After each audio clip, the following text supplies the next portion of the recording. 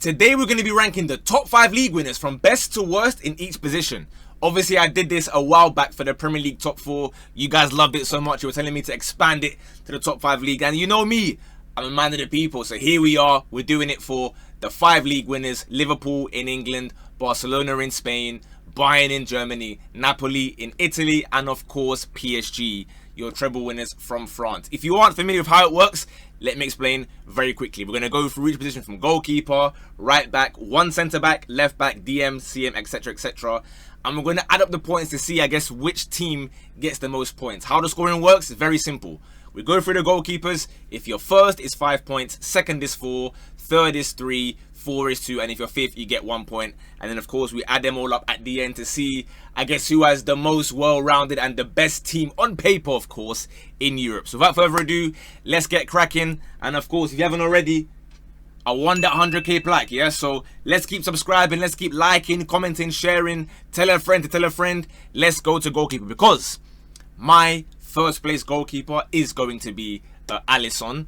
It would have actually been a toss-up between him and Donnarumma, but of course Donnarumma's left PSG, now he's at City, so he's no longer in this conversation. And I do believe Alisson, despite injuries here and there, is still number 1. Again, him and Courtois, but like I said, Courtois is not in this. The La Liga keeper who is representing, however, is Juan Garcia. He's going to be in second place. Again, this is all based on the last year, so I know, yeah, last night he had a bit of a howler, but again, those of us who watched the game, he kind of saved them again towards the end, albeit it was 3-1. But yes, he made a mistake.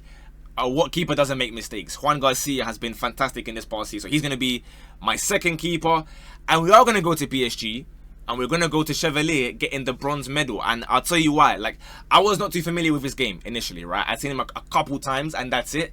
But supposedly, he was voted the Ligue 1 keeper of the season, ahead of Donnarumma even. So you can see why Luis Enrique was so desperate to kind of kick out Donnarumma and then bring him in. Of course, again, there's a slight bit of sketchiness early days, but I repeat, it's goalkeepers. We can nitpick and find errors amongst all of them. Now, in 4th place, unfortunately for him, it is the best keeper of all time. But again, we are doing this on the past year.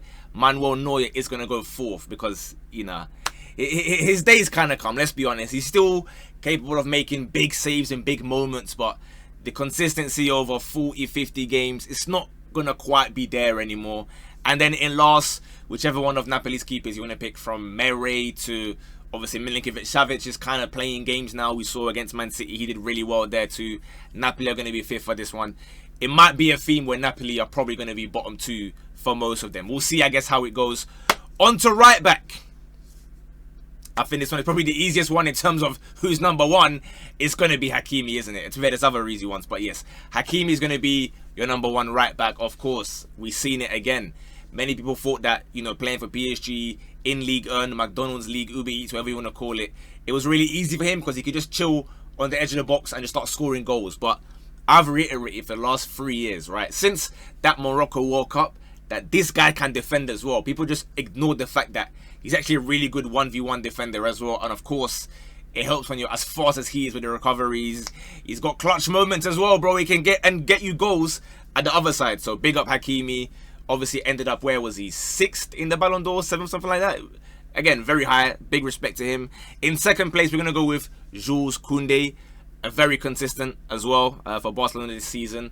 Again, someone that, to be fair, this one, I was not overly keen on Koundé. When it was like the Sevilla times, when it was, is it going to be a Chelsea thing? Is it going to be a that thing? I wasn't really sure. But since he's moved to right back, to be fair to him, he's been flying. And even last season, he started chipping in with big goals. We'll never forget, of course, the one against Real Madrid. So big up to Koundé. It's just Hakimi offers you a lot more, in my personal opinion. Now, the next 3, to be honest with you, it could have been, I could say a coin flip, but there's 3 names, so we're not going to do a coin flip for those. But I'll give Lima his credit. You know, Lima, he's someone that maybe he doesn't get the recognition because he's not like a star name, or he's not super exciting to watch or whatever. But still, he's going about his job. He's allowed Yoshua to now go and play, you know, in midfield again. So big ups to him at right back. I will go Di Lorenzo in 4th. Again, recency bias will tell you, nah, you can't put him in because he got the red card against City. But over the last year, I mean, he is Napoli's captain. He's the guy that, I suppose, in the big moments has the intangibles to again get you over the line and keep everyone going and whatnot. Which means Liverpool go from 1st to 5th in the right back position, because I've gone Frimpong in last. Now, that may surprise people, but to me personally, I've just not really been keen on him as a right back. You know what I mean? Like, as a wing back, he can do his thing, innit? Like, he's a good wing back, arguably even a forward, right? He's really good at what he does there. In fact, he can get in behind, he can whip in those dangerous crosses, like he did, to be fair, before his Liverpool injury. So, you know, it's not that Frimpong is bad per se, but just amongst these names, especially last season, right? The year before, when it was him and Grimaldo for Leverkusen going nuts, going invincible, you can make the case that, sure, you could squeeze him as a right back. But in this particular convo, Liverpool would have been better off bringing Trent. But obviously, it's based on players that are there now. So Frimpong's going to go last. But don't panic, Liverpool fans. You're back on top, because we go to centre-back. And of course, Van Dijk, the best centre-back in the world, will take our gold medal. 5 points there for Liverpool. I think, to be honest with you, we've said it multiple times on this channel, on TikTok, on whatever platform. Whenever Van Dijk comes back from injury, we start thinking, ooh, is he kind of washed? Because he'll have like a little, you know, month or so where you're like, ooh, this is not the Van Dijk that I know from 5 years ago. But even now, he's gone back to a level that is still better than, you know, most centre-backs dream of to be at their prime minutes. So fair play to him. Here's where it now gets controversial for 2nd, 3rd, 4th and 5th. I know already people are going to shout at me for the way that I arrange these, but just hear out my logic and maybe you understand where I'm coming from, right? It is off the last year. And in 2nd, therefore, I am going to go with Pacho of PSG. I've picked him as my centre-back because I just, personally, I'm not like a Marquinhos fan. I understand that for the first time he didn't mess up in the Champions League, but I still believe Pacho was the main guy. And again, we saw it in Club World Cup that Pacho is the one that is the kind of glue for the PSG, you know, centre-back pairing or backline, if you will, because obviously you're going to have the fullbacks flying forward whenever. Pacho, for me, has been, you know, phenomenal for them, so fair play to him. And again, I know there's a certain fan base waiting for the name to get called out. I can't do it yet because I have to give my big respects to Upamecano of Bayern in 3rd. Look, this is a guy that I've been on record saying, bro, what's wrong with this guy? Why is it whenever he's on TV he's so bad, but then people tell us he's some incredible centre-back because when he's facing Augsburg and Heidenheim's, you know, he's flawless or whatever, but whenever we see him, he's having them, you know, deer in the headlight moments. But this season, you can't really argue with it. And again, even for France, when everyone's talking about, you know, is it Saliba or Konate, it's become apparent now that it has to be Saliba or Konate alongside Upamecano. That's how good he's been in this past year. So again, he's going to take 3rd. And now, I know you're expecting to hear his name, but unfortunately, guys, I can't, because in 4th place, I am going to go to Napoli. I am going to go to Buongiorno. And I'm going to explain to you why. Obviously, so Kubasi is going to be 5th in this list. It doesn't mean that he's bad, he's overrated, he's any of this. It's just Buongiorno, in my opinion, and to be fair, not even in my opinion, in the opinion of most, you know, Napoli fans or Serie A watchers or just general neutrals in general, they will tell you that he was arguably, you know, the most important player in their back 5, maybe even, for Napoli winning the league under Antonio Conte, who, as we know, likes his grinded out 1-0 wins, 2-0 wins, however he can get it, he likes them. Whereas Kubasi, many Barca fans here will agree that Barca's best centre-back or best defender could be, again, Koundé, Balde, whatever. That's already one thing. Then when you get down to the centre-backs, you can argue that Barca's best centre-back over the past 12 months does not play for Barcelona anymore. And so therefore, you know what I mean? Like, I think you get where I'm coming from. It wasn't Kubasi's like best year. It doesn't mean that he's bad, he's not going to make it. He's still young in it. So maybe this time next year, if Barca win the league, you never know. Madrid might win the league and then we go for Huijsen. But for now, I hope you guys can understand where I've gone with that. On to left back, Nuno Mendes, easy first. Let's not waste time. We saw what he was on for club and again for country. You got man in the match for Portugal in the final, lifted the trophy, lifted bare trophies for PSG as well. It was a phenomenal left back season. One of the best left back seasons that we have ever seen, if we're being honest. Like, this kind of level, if he sustains this for 4 or 5 years, there's some convos to be had. I know it's not going to be popular because he's not, again, a Samba Brazilian you know, that's going to be doing skills or banging long shots or whatever. But just saying. In silver, it's going to be Balde, again, of Barcelona. I think he's great. I think he's still the second best left back in the world. But just unfortunate for him that Nuno Mendes... Bear in mind, by the way, a year ago when I was saying this, even more than a year ago, I was saying Nuno Mendes is number one, will be number one. I got shouted at a lot by the Barca fans. So I hope that now you've calmed down and realized that, okay, do you know what? Maybe he was right about Nuno Mendes. Just maybe. Then, to be fair, there's a big gap into third where we have Milos Kerkez. Fantastic season, to be fair, with Bournemouth, but obviously the other two, again, were doing it, you know, in the league, in the Champions League, and then for their national teams as well. To be a Balde, not so much because Cucurella was playing, but point being, Kerkez hasn't really done it on any big stage yet. Of course, let's see what happens this year. Now he's at Liverpool. In fourth, I've gone with Stanisic of Bayern. Obviously, Fonzie's been out the entire time, so can't really put him in this debate, which means that in fifth, we're going to go Spinazzola of Napoli. Again, you could really chuck in any left back there. It's not going to make much of a difference. So, you know, there we are. We go to DM. This is where it gets a bit tricky, guys. I can't lie. In DM, I've gone Vitinha number one. I do believe that him getting third in the Ballon d'Or was outrageous. I still maintain it should have been like, you know, 8th, 9th kind of range. Third's a bit crazy. But out of the DMs, and again, I want to clarify, I've counted Vitinha as a DM, João Neves as the centre mid for this debate. I know they can rotate and they can switch. Sometimes he'll play 6-8. For the sake of the debate, I've gone Vitinha here. He's going to be first. Gravenberch is going to be second for this one. I think phenomenal season from him. I've given him his flowers for the last 2 weeks, to be fair. I think you guys are probably going to get bored of... Well, Liverpool fans won't get bored of me saying it, so big ups to them. But most of the rest of you are bored of me now saying how good he's been in this past year. Obviously, there were a few months, you know, at the end of the season where he kind of burnt out. Let's see if that's going to happen this year. But overall, I've got to give him second. Joshua Kimmich in third. As I mentioned earlier, he's now gone back into midfield. Bayern are now controlling games again. They're looking like a serious force again. Whereas previously, or obviously we know, you know, they had lost the league to Leverkusen in the previous year. So they're back now. And this is where it gets a bit tricky.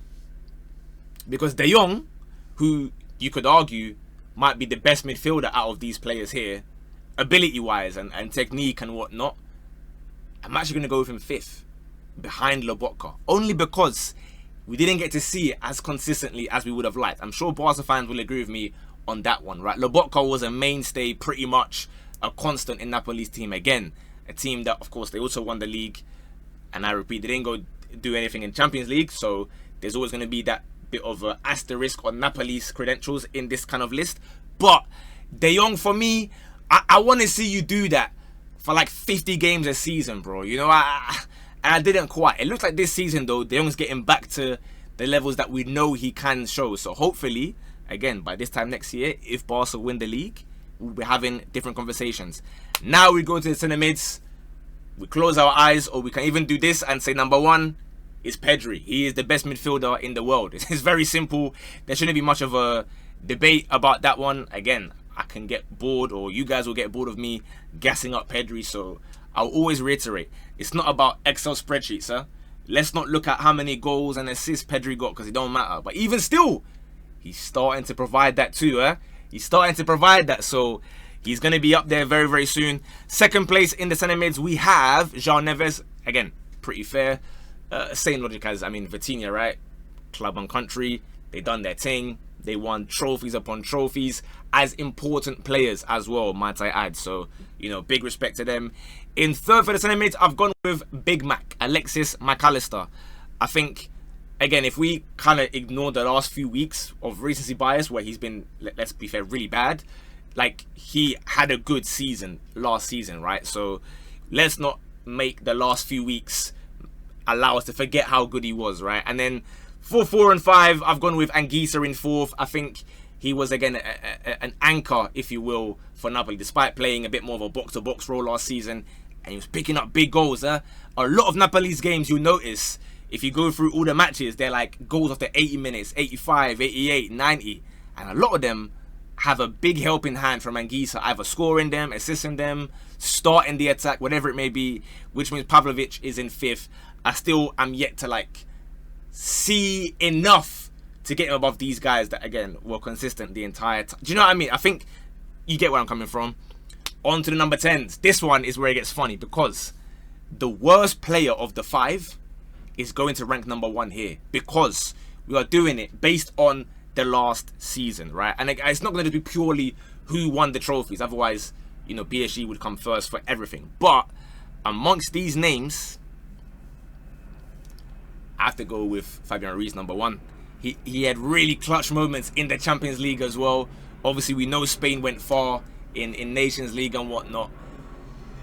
Is he that great at football compared to these names? Personally, I don't think so. So let me clarify that. I don't think he's as good as the guys that he's going to be competing with here. But with that being said, he has to go number 1, in my opinion. Number 2 is going to be Musiala. It was a toss-up between him and Florian Wirtz. I just felt as though, obviously, Musiala won the league. Wirtz was at Leverkusen for most of the past year. So, you know, Musiala won the league ahead of Wirtz and also bounced him out of the Champions League when they met in the round of 16 quarterfinals. Whatever round it was. Bayern knocked out Leverkusen. So I think it's fair to give Musiala second, Wirtz third, meaning that in 4th we have, again, not because he's better than the guy in 5th, but I'm going to go Dani Olmo 4th. Just because as up and down as Dani Olmo's form was, KDB just wasn't there, right? Like, that's just the unfortunate reality of the situation. KDB for Man City was... It's like he was injured, then he come back from injury, and it was like, ooh, it's not the same KDB. It's a different one now. He's becoming a bit of an unk. He's not the same kind of guy. So, obviously, if it was about who's better at football, KDB is not going to go 5th, just to clarify. And again, if you're wondering why KDB is in this position, you'll understand by the end of the video why McTominay... I've ruined it already.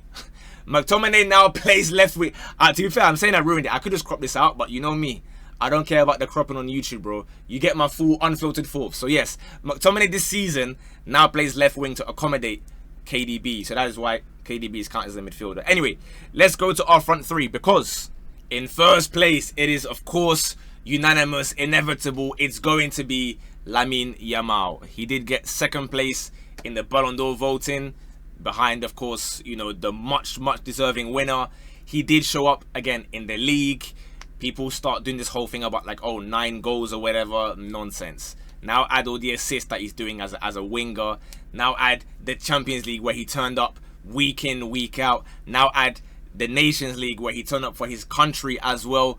All those things combined, Lamine Yamal has to be number 1 for the right wingers this season. Mo Salah in 2nd place, big respect. Of course, he broke multiple records again in the Premier League. He picked up the Golden Boot. He picked up the whatever assist boot. I don't know what you call it. Basically, most goals, most assists. Obviously, like, you know, Champions League, I think the less said the better, right? So that's why he will still claim 2nd. In 3rd, we have Olise. Olise, I think, was hard done by in the Ballon d'Or rankings. With me, I've always been someone that I demand this guy to bring me goals and assists and take games for the scruff of the neck a bit more. Last season, he started doing that, bro, and they're still putting him 30th. I didn't really like that personally. I think he should have been around 14th or 15th. But anyway, he's in 3rd. Someone who finished above him, who I've got below him actually, is Desiree Doué in 4th as our right winger. I think Doué's class. I love to watch Doué. When he was going crazy in that Champions League run, I'm screaming, bro, we have our name, our region. But obviously, first half of the year, I mean, he wasn't even there pretty much. He was barely, I'm not going to say he was barely playing, but he's never really been like a locked in starter. You know, they had Barcola, and obviously Creature came in January, then Bele would play through the middle, sometimes on the right, on the left, wherever. They were playing so many forwards up there that I don't know if I can put him above 3rd place for now. Which means, listen, I can't lie, Politano is a bit of a, what is a polar bear doing in Texas, right? But for the most part, Napoli didn't really run with wingers like that per se. But we'll go Politano 5th. You know, big respect to keep grinding and whatnot. Let's go to our strikers. Number 1, of course, your Ballon d'Or winner, Ousmane Dembele, playing up front. Unanimous, undisputed. Ability-wise, he got it. Mentality, everything, he's got that. We've given him his flowers more than enough times now in the last, you know, I say week, but even the last few months, to be fair to him. In 2nd, I've gone with Harry Kane. I always said, again, no trophy no entry into the top 10 Ballon d'Or. He won his trophy. For some reason, he still didn't get in the top 10. I don't really know why. I think he got, what, 13th, something like that? I think it's a little bit harsh. I think when Kane finished that last Euros, yeah, I'll be part of it. I'm not going to blame anyone else. I was included. I thought, yeah, this guy's done, bro. The way this guy was walking around for England in the knockouts, I said, Kane, hang up those boots, bro. But somehow in the Bundesliga, he's back to scoring, you know, braces, hat-tricks every week. So it's like, you know what, fair play.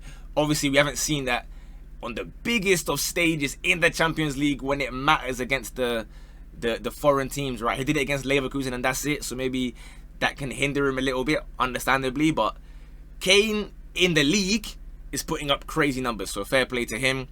Our bronze medal rather for strikers is going to go to Lewandowski.